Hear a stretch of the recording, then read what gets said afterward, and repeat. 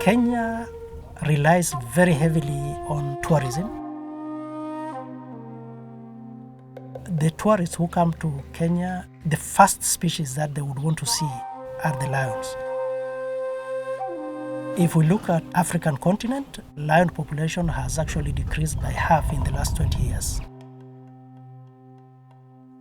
They are of national importance because the population is not dwindling just globally, but also reducing at a high rate in Kenya. One of the major threats to wildlife, and specifically lion, is habitat loss. Most of the protected areas are becoming smaller and smaller, and the connectivity between them are disappearing. For that reason, human-wildlife conflict is intensifying. Predators like lion interact more with pastoral communities. There is a lot of lion killing because of retaliation by communities whose livestock are being predated by lion. We have also seen cases of communities poisoning carcasses of livestock that have been predated upon by lion. So there is a lot of pressure that is facing lion today.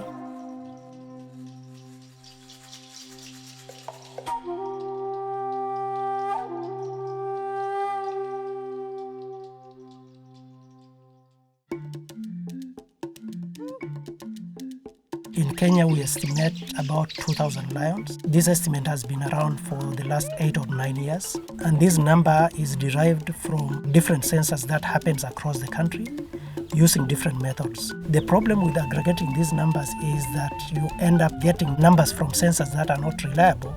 We think that it is time to look at the population again and validate it using a sound scientific method.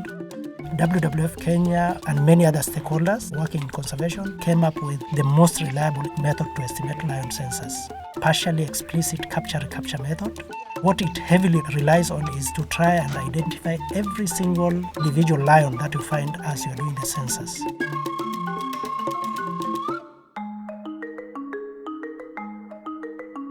Doing the census is a nice experience because we go camp in the field. We get that experience of just staying there in the bushes. There's challenges in doing the survey.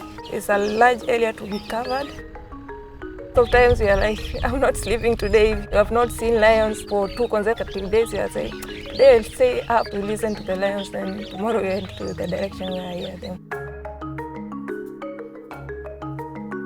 Finding the lions for quite some time without locating any, you are so thrilled. When we spot a lion, we try as much as possible to stay calm, that is not to scare the lions. If they are resting, I have to take ID photos for each individual. That is the left side of the whiskers and the right side, and also any other mark which is unique like broken teeth or some scars on the face, because they will help with the identification of the lion. Spot whiskers are different for each individual lion that you see. They are almost used as a human fingerprint, so you can identify one individual from another.